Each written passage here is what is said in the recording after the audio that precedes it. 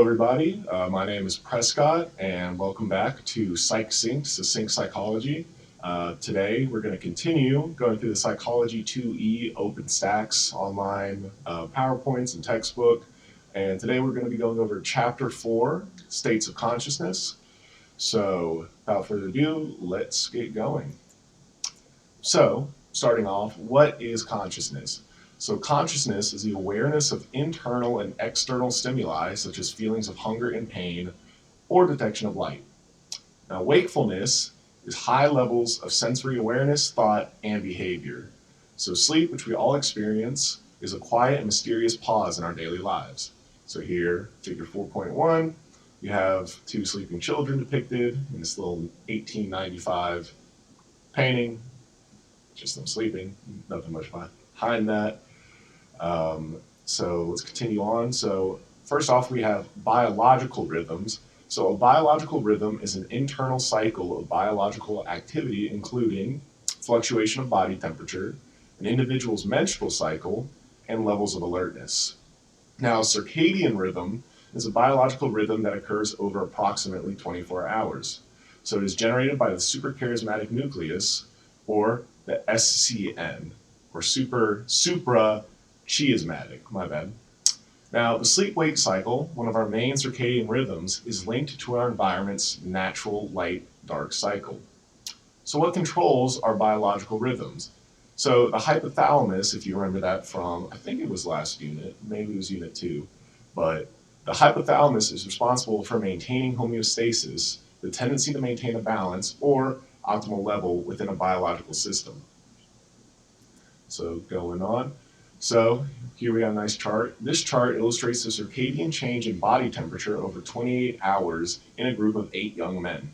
Body temperature rises throughout the waking day, peaking in the afternoon, and falls during sleep, with the lowest point occurring during the very early morning hours. So, here you can see, start to wake up, body temperature rises, it peaks at around 9-10 p.m. And then once, that's when most people go to sleep, or at least the men in the study. And then body temperature pretty sharply drops down to a trough or low at 4 a.m. before the cycle begins again. So the suprachiasmatic nucleus, almost made the same little error there, or the SCN. So the suprachiasmatic nucleus, located in the hypothalamus, serves as the brain's clock mechanism. The clock sets itself with light information received through projections from the retina, allowing it to synchronize with the outside world. So here you see a little chart. Light goes in to the hypothalamus, and which also contains your suprachiasmatic nucleus. So nice little chart there. So continuing on, we have melatonin and sleep regulation. So our sleep-wake cycle is also regulated by other factors such as the hormone melatonin. Melatonin release is stimulated by darkness, making us sleepy, and inhibited by daylight. Melatonin is released in the pineal gland. So you see right here, that's where melatonin is released. So sleep regulation is the brain's control of switching between sleep and wakefulness, as well as coordinating this cycle with the outside world. Each person has an individual circadian pattern of activity known as a person's chronotype. And you can remember that as chrono, time. I think that's the Greek prefix for it, or definition. But anyways, I could be wrong. So, disruptions of normal sleep. Certain circumstances can throw off our circadian rhythms.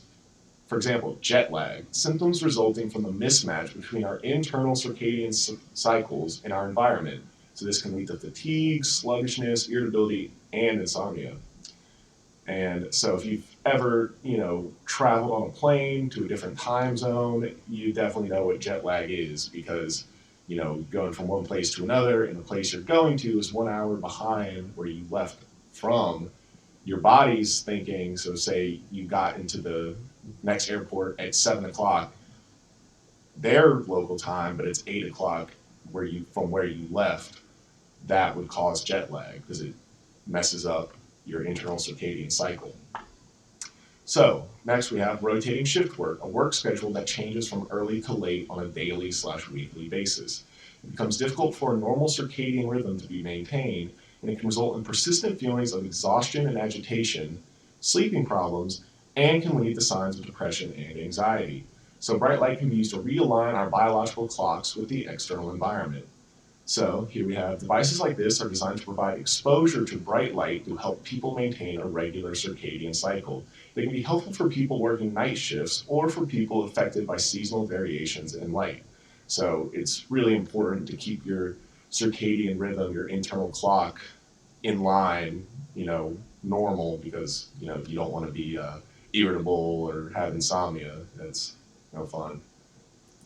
Next, we have sleep deprivation. So sleep debt is a result of insufficient sleep on a chronic basis, meaning it happens consistently and over time. Now, sleep rebound is when a sleep-deprived individual will tend to take a shorter time to fall asleep during subsequent opportunities for sleep. So, So that's, if you've been going through a period of insomnia or restless, you can't get a good night's rest, then once your sleep rebound is, if it normally takes you 30 minutes to go to sleep, like you lay in bed, don't touch your phone or anything, you're just trying to go to sleep, it might take you 15 minutes because your body recognizes that you need more sleep, and in that opportunity, it's easier for you to fall asleep to catch back up.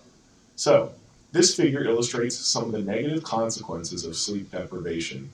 While cognitive deficits may be the most obvious, many body systems are negatively impacted by lack of sleep. So you can see in the brain, this is a little chart showing the negative consequences again. So you can cause irritability, cognitive impairment, memory lapses or loss, impaired moral judgment, severe yawning, hallucinations, and symptoms similar to ADHD. It can also impair your immune system, cause you to have a higher risk of diabetes type 2. It could cause an increased heart rate variability or risk of heart disease. And your muscles, increased reaction time, decreased accuracy, tremors, aches, and then, some other effects of sleep deprivation are growth suppression. So, if you're young and growing, you might not grow as tall as you should. Risk of obesity, and a decreased overall body temperature. So I'm not going to go through one by one of this chart. If you want to, you can pause the video and go through for yourself, save us some time.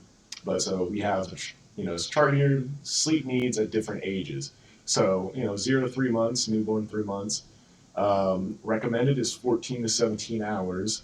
That may be appropriate, so it's okay to have 11 to 13 or 18 to 19. However, it is not recommended that newborn gets fewer than 11 hours or more than 19 hours. And as you can see, just quickly glancing through this, the older we get, the less hours of sleep we really need, because in these stages, you're growing into your full size, so you need enough rest and sleep. So again, you don't have that growth suppression that can come with sleep deprivation. So that's that nice little thing. But anyways, so what is sleep? Now, sleep is a state marked by relatively low physical activity and a reduced sense of awareness. Sleep-wake cycles seem to be controlled by multiple brain areas, including the thalamus and hypothalamus, slow wave sleep, and the pons, REM sleep, rapid eye movement. Now, sleep is associated with the secretion and regulation of many hormones, including, again, melatonin, follicle-stimulating hormone, luteinizing hormone, and growth hormone. So there should be a figure here. Never mind. The pineal and pituitary glands secrete a number of hormones during sleep. So here you have pituitary gland and pineal glands. So those are secreting those hormones that are going on while you sleep. Now, why do we sleep? So first off, we have sleeping as an adaptive function or an evolutionary hypothesis. So sleep is essential to restore resources that are expended during the day. And sleep is an adaptive response to predatory risk, which increase in darkness. But there is little evidence to support these explanations. Next, we have the cognitive function. So it focuses on sleep's importance for cognitive function and memory formation. And research shows that sleep deprivation results in disruptions in cognition and memory deficits. These impairments become more severe as the amount of sleep deprivation increases. Slow wave sleep appears to be essential for effective memory formation. Now, some benefits of sleep: maintaining a healthy weight, lowering stress levels, improving mood, increased motor function, as well as many benefits related to cognition and memory formation. Now, I'm going to stop this video here. We will be going to brain waves during sleep and what those look like in the next video. So I hope you guys, stay tuned and watch that. Again, my name is Prescott. I'm here at Succinct Psychology, and this is the OpenStax 2E textbook. And I hope to see you guys in the next video. Thank you. Have a good one.